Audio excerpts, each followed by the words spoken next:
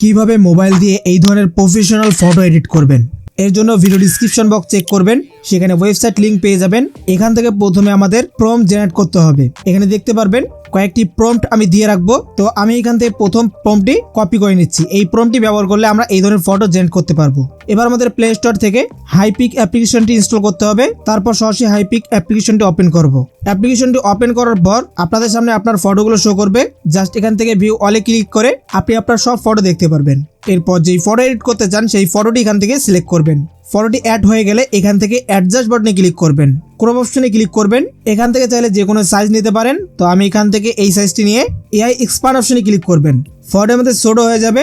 এখন চতুর্থ সাইডে যে অংশগুলো দেখতে পাচ্ছেন এগুলোতে ফিল হয়ে যাবে অটোমেটিক। তো আপনি চাইলে ফটোটিকে আরো ছোট করতে পারেন। দেন এখান থেকে একটা অপশন দেখতে পারবেন প্রম্পট, এই জায়গায় ক্লিক করে যেটা কপি করেছিলাম সেটা পেস্ট করে দিলাম। এরপর অ্যালাউ করে জেনারেট বাটনে ক্লিক করব। তো দেখতেই পাচ্ছেন এটা 100 পর্যন্ত হয়ে গেলে আমাদের ফটো জেনারেট হয়ে যাবে। Just wait. তো দেখতেই পাচ্ছেন একটা এরর শো করলো। এই এররটা প্রায় সময় শো করে, বাট আপনি যদি ভোরবেলায় ফটো ক্রিয়েট করতে যান সেক্ষেত্রে কিন্তু একবারেই কাজ হয়ে যায়।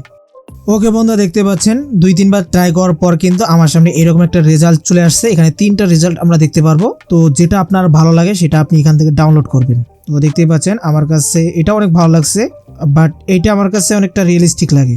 ডাউনলোড করার জন্য অ্যাপ্লাই অপশনে ক্লিক করবেন, রাইট বাটনে ক্লিক করবেন। আপনি চাইলে এখানে একটু এডিটিং করতে পারেন। এআই এনহ্যান্স রয়েছে, আপনি চাইলে ফটোকে এনহ্যান্স করতে পারেন। তো দেখতে পাচ্ছেন ফটোটা হালকা এনহ্যান্স হয়ে গেছে। অ্যান্ড এখান থেকে এই বাটনে ক্লিক করলে আপনার ফটোটা সেভ হয়ে যাবে। তো এই ছিল আজকের ভিডিও। যদি ভিডিও ভালো লাগে অবশ্যই লাইক করবেন, যারা এখনো চ্যানেলটি সাবস্ক্রাইব করেন অবশ্যই করে দিবেন। আর কোনো প্রবলেম হলে অবশ্যই কমেন্টে জানিয়ে দিবেন। তো সবাই ভালো থাকবেন, সুস্থ থাকবেন। আল্লাহ হাফেজ।